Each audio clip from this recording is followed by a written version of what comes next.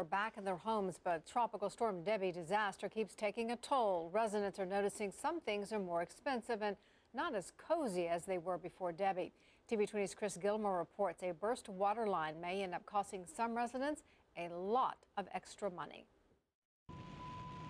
A drive around Southwest Live Oak is bumpier than one might expect, and with potholes transitioning into depressions the size of craters, many can't help but get a sinking feeling. One of those woes is their most recent utility bill. Many residents are reporting over-the-top charges for water they say they never used. I mean, for the sewer to be full, I mean, if my bill is usually $120 and then when this storm comes, I get a bill in the amount of $200. I mean, what else would it be? Residents say a water line ran through this sinkhole and burst, and now a makeshift PVC pipe runs over the hole.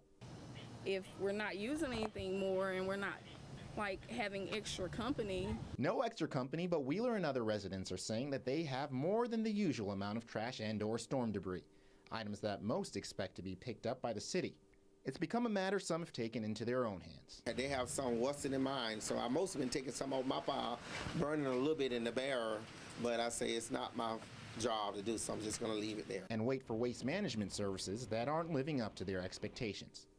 At my home, I never seen anyone come and knock on my door and ask was everything all right. No one never came and knocked on the door. Wheeler hasn't yet paid the Debbie damaged water bill and says as a result, she expects her water service will be disconnected from her home. Chris Gilmore, TV20 News.